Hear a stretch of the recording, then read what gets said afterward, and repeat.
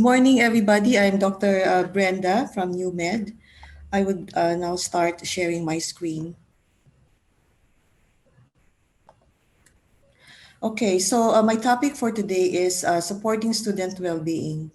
And this is the outline of my talk. First, I will discuss the factors contributing to vulnerability among students, indicators or manifestations of student distress, a framework for supporting students' well-being, the five ways of well-being, which is actually about self-care, and lastly, the role of educators.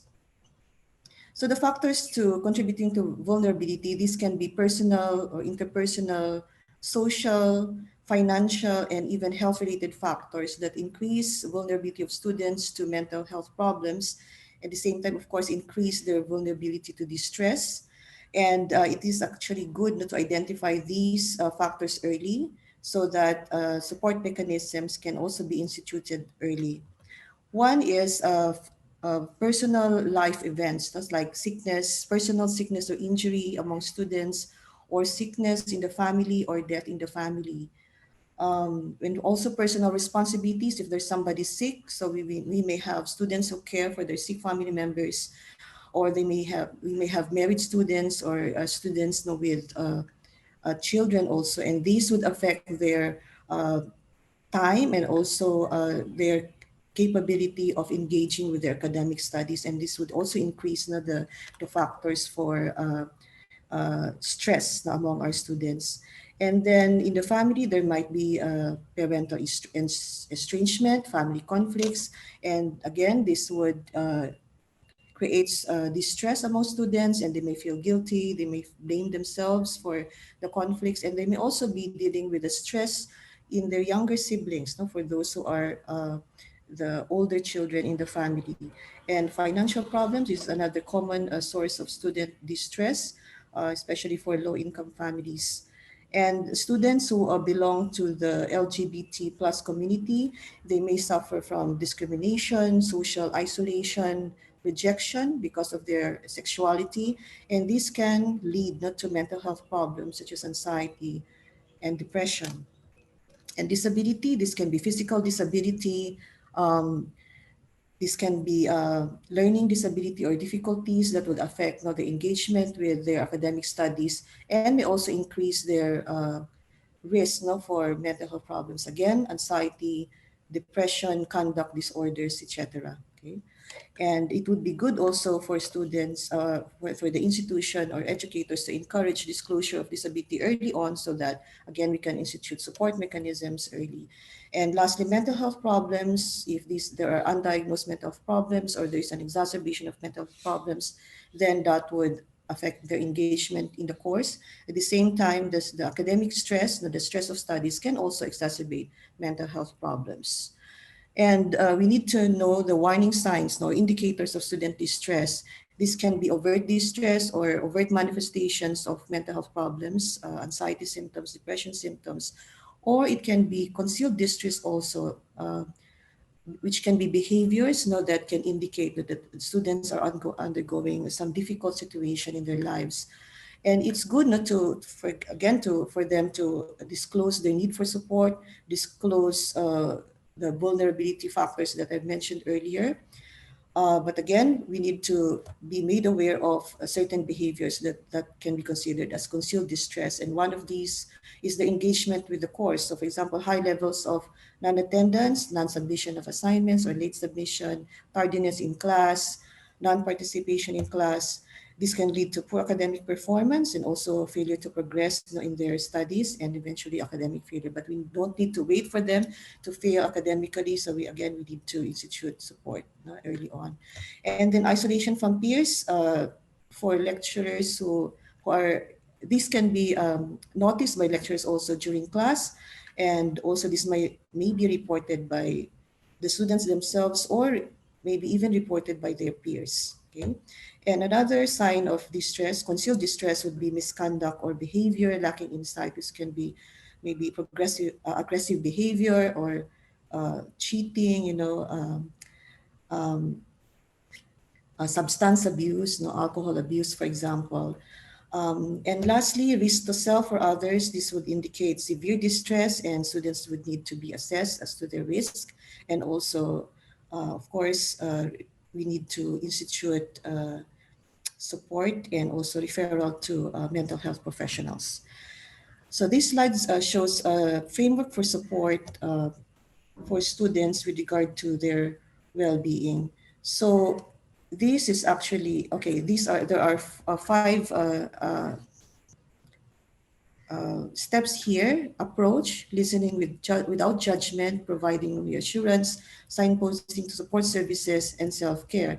So this is a proactive approach, not because we don't need to uh, wait for students to come to us. So we need to take the initiative, not to initiate support. So the first one is approach. This can be as simple as asking students, are you okay? Is there something wrong? Is everything all right? And we need not to be satisfied with an answer of I'm fine. Okay, so we can tell students maybe the behaviors that we have observed, or maybe things that have been reported to us, or things that we have observed and made us make approach them and make the first contact. Listening without judgment, I think this is the most important step now in this framework. So we need to listen, utilize our active listening skills, show empathy, understanding, and respect not to towards our students. And then providing reassurance, this can be in terms of provide assurance that actually mental health problems are common, and also seeking help is common and expected of them, and also providing reassurance that uh, mental health problems are treatable and people do improve with time as long as they are provided the right support. And then signposting to support services, we need to inform them about existing resources in our institution or externally so that they can be provided with appropriate care. And then self-care, so this is about telling them or imparting messages about ways by which they can do their own self-care activities. No? And we can actually utilize this framework, the 5 ways to well-being, which evidence suggests that can actually promote and maintain our well-being. It's not just for students, it's also for staff, okay? So, and it's also, so we need to impart these messages to our students. At the same time, we should create opportunities as educators for students not to practice these 5 ways to well-being. And one is connection. Connection with other people, it increases our self-esteem. It allows us to share positive experiences with other people. Um, and for educators, we can conduct, instead of individual meetings with our students, with our tutees and mentees, so that they can socialize with each other and again share the experiences with each other. And then we need also, of course, to set a protected time for us to interact individually with our students. Learning, it gives us again a sense of self-worth, a sense of accomplishment, and also it allows us to interact with other people. So in our in our institutions, in our faculty, we can set up a journal club or organize extracurricular activities like an art class, photography. Somebody suggested, one of my co-lecturers suggested a knitting class, okay? And even language class if you want to teach a foreign language to your students. And being active, so it would of course take care of our physical fitness, cardiovascular fitness, but it would of course also promote mental well-being. No? So we can, again, it improves self-confidence, self-esteem, allow us to set goals and be challenged our goals in terms of physical health. And again, it would help us connect with other people.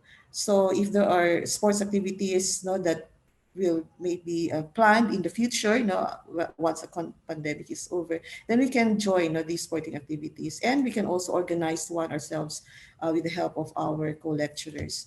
Taking notice is about taking notice of the present moment, living in the present moment. And this is also called mindfulness. And this is about taking notice of our thoughts, our feelings, and also our body, and also taking notice of things around us, in the present moment. And again, this is one of the ways by which we can maintain our mental well-being. So we can organize, for example, yoga classes, yoga sessions, and we have done this in UNED, mindfulness sessions. We can invite somebody who is or are experts on this to conduct these sessions for both staff and faculty.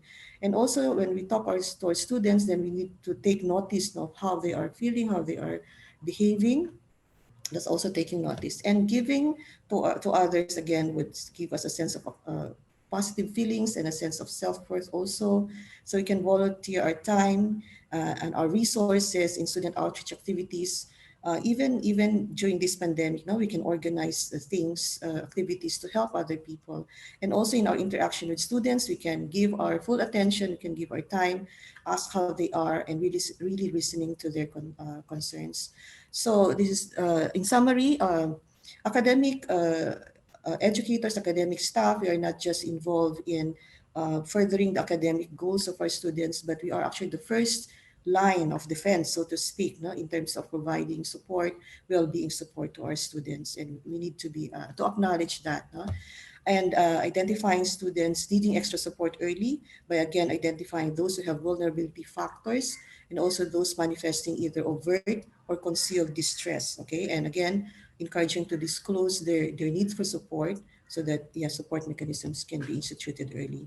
We can help dispel the stigma that is associated with mental illness and also the stigma associating with seeking support by making them, or again emphasizing that mental health problems are common. They are common, affecting all adults and students, of course, and also that we also need to openly discuss mental illness in the classroom and also outside of the classroom, and also discuss the vulnerable factors that I've been mentioning about, which can predispose the people to mental illness.